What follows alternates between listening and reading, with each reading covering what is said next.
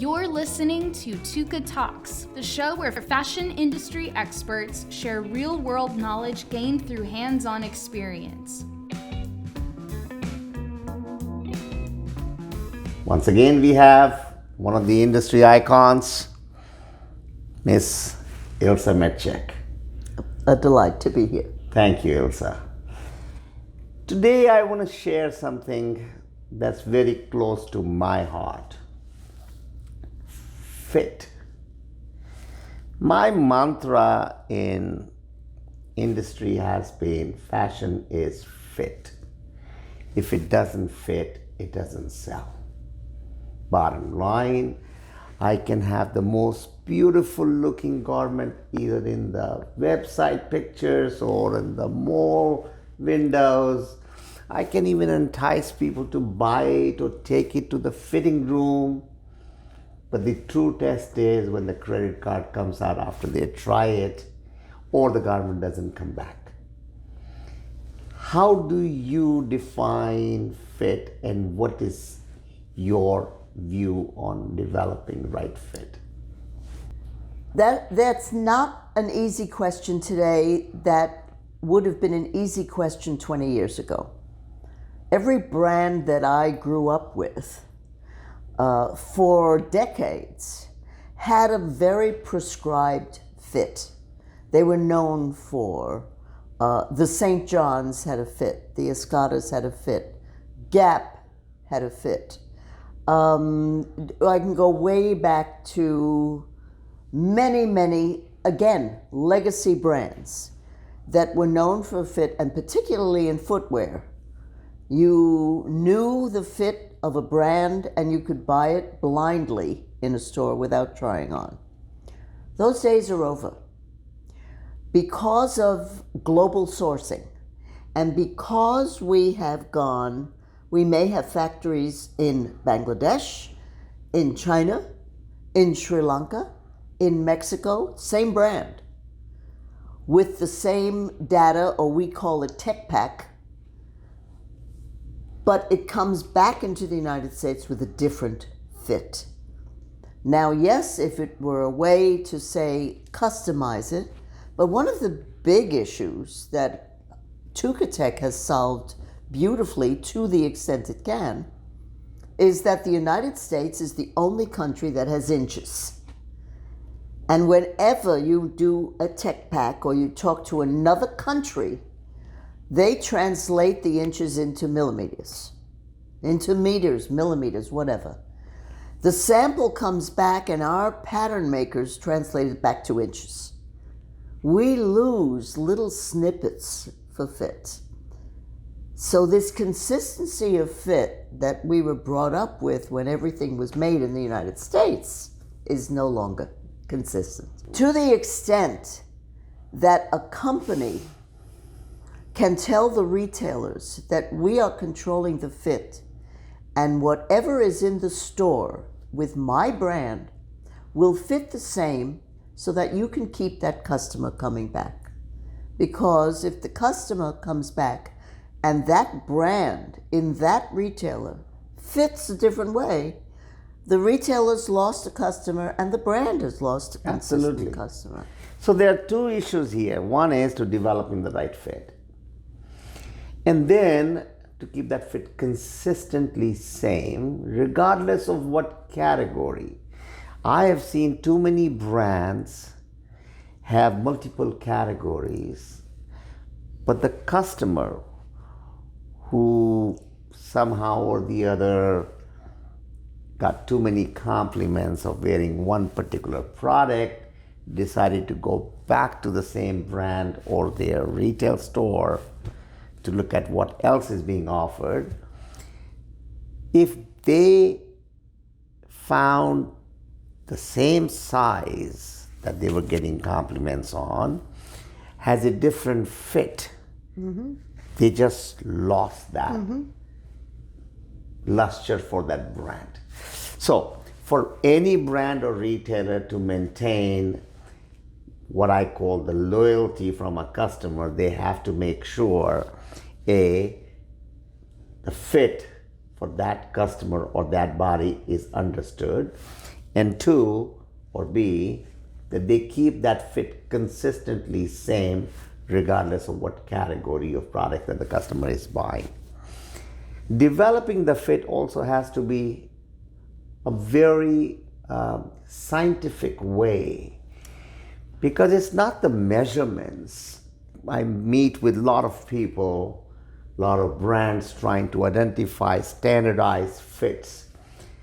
It's not going to work. Absolutely not. Not going to work. I go to ASTM committees where major retailers are sitting there trying to standardize what a size 12 Missy should be or size 8 Junior should be, and on and on and on. It's not going to work. This is the reason why a customer who fits into Guess clothing will never buy BCBG, because BCBG caters to a different shape. Maybe the same age group, but this is where I think a brand or a retailer has to understand who is my customer, what is their body shapes. If I am selling general clothing which are not fit prone, that's a separate ball game. But fashion is fit, and if it doesn't fit, it doesn't sell. However, fit is also idealized by knowing your customer. If you think your customer is the demographic of the current sexy, tight bottom and short top, then why make it a boxy fit? I mean, you have to adjust what you think is fit. I see it particularly in menswear, where we never saw this in menswear before. The young men are very particular about the brand and whether or not there's a shape to the t-shirt, whether or not the neck is in the right place. That whole concept of just put it on a Hanes t-shirt and print it is over. I have 6 grandsons, and I see that athletic is a different fit than the Hollywood type, right? The workout fit is a different fit. T-shirt is not a t-shirt anymore. Of course not. Who is your customer? In general, we go back to analyzing what the demographic is of the customer you're trying to sell.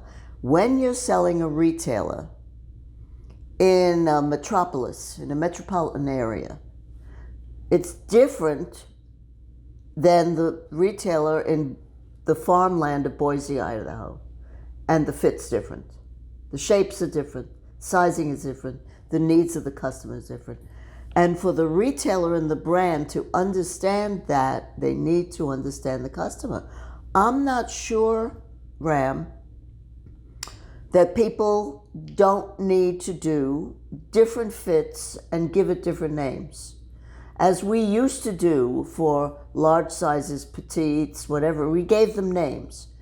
But I'm not sure that a brand like a Pendleton or somebody who makes a generic kind of garment that we all recognize shouldn't have more than one fit, because the look of the garment may be broader to more than one demographic. But if the fit's the same, they missed an opportunity. Okay, now we're talking two different things. Let's go back to menswear. In the category of what I call difficulty in fitting a product, men's suits require the ultimate fit. Right. Now, within that suit, there are 2 products, one jacket and a pant. So now how is that, and that's sold as a set, how is that body, human body, man's body, from the top to bottom, proportioned, will defend on different fit? For example, a regular, where we have a 6-inch drop from 40 is a 34 waist. But then a young man's fit will have a 8-inch drop, or a stout will have a 4-inch drop, or maybe the same tummy size as the chest size or sometimes bigger. Which is why So that is why we have different fits available. Gentleman's fit, Exactly. stout fit, young man's fit, European fit, regular fit. And I say that and that's then we go further, regular sizes, shorts, extra shorts, tall, extra talls. Now that, and that's what I'm talking about. And that Yes. should happen more. Not perhaps in that degree. However, the men's suit business is exactly suffering for that reason, that the tops don't match the bottoms in terms of fit, which is why more men are wearing exactly what you're wearing: sport coats and pants, even on a cruise when it's evening. They you're don't buying match. two different products. They're two different products, and that's wrong now. And Or custom fit. Or, is selling. well, that's Yes. something else again. Yes. But so the same thing that I am saying, if a young man wants to wear a plaid Pendleton shirt because it happens to be trendy at the moment, but the fit is that of a broad-shouldered farmer, they're missing out. Absolutely. So fit can be as variable as style. But as you say, whatever they pick has to be consistent. If they're going to do the young men's fit and the usual fit, that young men's fit has to be consistent. Yes, they can't be all over the place. I have had at least 6 young tech guys, techies in the true sense of the word, who had an aha moment at school or wherever, that they were going to be able to do a tech program to standardize fit, particularly for their demographic. And I had one young man from India, for example, who spent a lot of his father's money on a very elaborate website for young men coming out of college. This is their first wardrobe, entire wardrobe, that he was going to show them what they needed when they came out of college to be working, athletic, evening, whatever. And he had a standardized fit. His biggest problem, unfortunately, was the cover. The cover of this very, very elaborate website was a tuxedo with cufflinks. Now, I don't know any 19 or 20-year-old coming out of college that needs a tuxedo with cufflinks, okay? He may have, because he had a rich father, I'm sure. But and I said to him, because he had small, medium, and large sizes, there were no numbers. I said, who's a medium? Are you, what? And his concept was that if it fit him, it fit the world. Well, it doesn't, right? It really doesn't. There's another problem inherent in today's fashion phobia. Young women, more than young men, are trying to fit into things because they're trends, and it doesn't suit them. How the industry deals with that is another problem. You said something very interesting about techies. Fitting a garment, it is an art.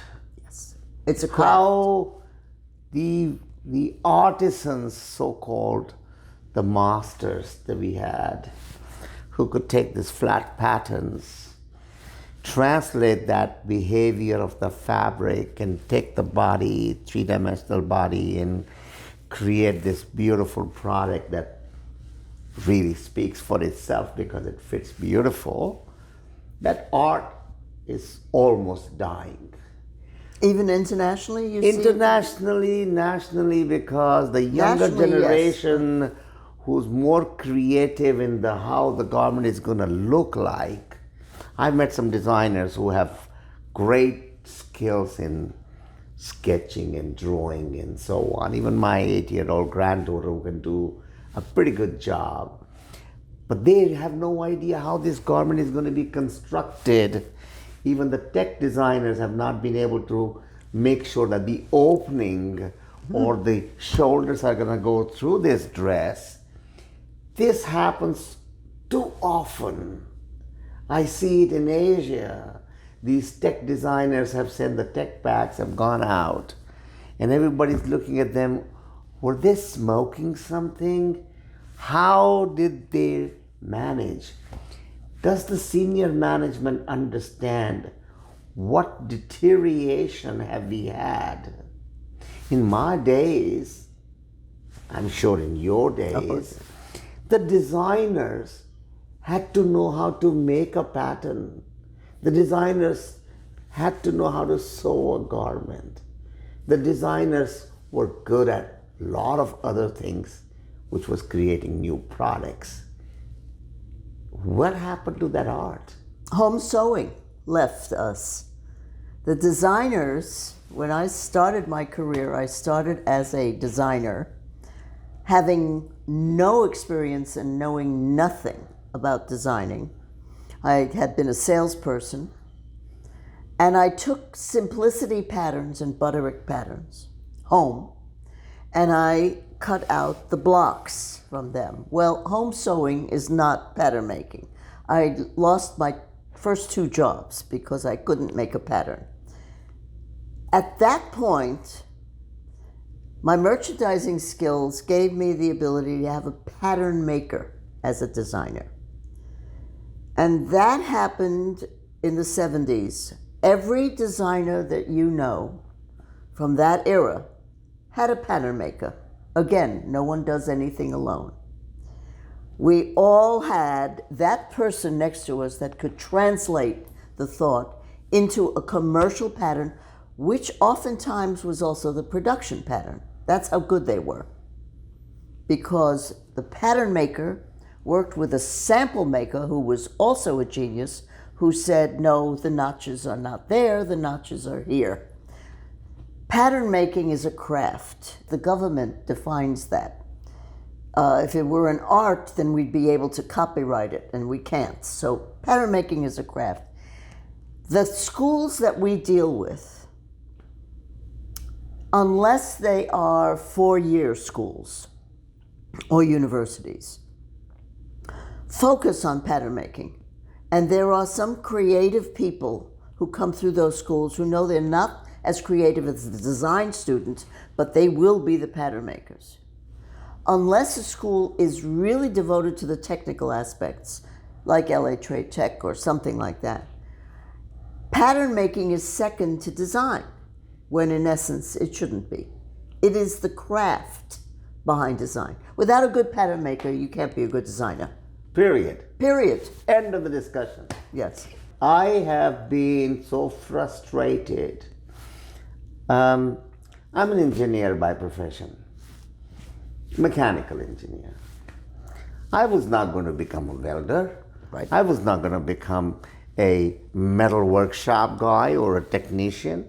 But I had to learn all these trades because, A, how do you design something that if you don't even know what trades are required, how much time is required, what expertise are required to be able to design this and cost this product? Same thing is the designing. You can design it in such a way that nobody can produce it at that price, or even if they produce it, nobody could sell it at that price. So you have to have a commercial understanding, A, how long should it take to make it, how you're going to fit it, what the cost can be. But if you don't have those skills, how do you come up with that? From a sketch or looking at the fabric? So the answer to that, and this just begs the question, and we're talking about going back to the future again, a fitting, a designer, whether they fit it on themselves or a fit model or whoever is the prototype, that room should be filled with the production manager, the salesperson, and the boss. Because a designer cannot be expected to answer those questions of how long it will take, how much it will be. Therefore, it's a community effort. We go back to the bench. if you don't have people surrounding you with the what if questions, you will make more mistakes than you will be successful. There'll be more things wrong than will be right. You must, at the outset of product development, have your team with you. You've designed it, okay? Now you see it in front of somebody. And nobody's going to say, put an extra ruffle or put another pocket on. It's your design. But the craft of apparel manufacturing is the pattern itself, producing it, pricing it, and selling it. And without that, I don't care how good a designer you are, you don't have a business. Absolutely. Absolutely. Agreed. And it's So not the a key creative one. Key is to do anything, doesn't matter which category in the fashion industry, if you don't have the actual working knowledge of the skill that goes behind, it's better to be out of that Or field. hire somebody who does. Yes. It really is a skilled industry. As you say, it's the artisans and craft people who make the garments. It's not something, even the t-shirt, the so-called t-shirt, requires skills and art Exactly. to fit the right people. Exactly. Thank you. Thank you. Thank you for listening to this episode of Tukatalks. Visit tukatech.com/Tukatalks to join the conversation. Be sure to like, share, and subscribe. We'll see you next time.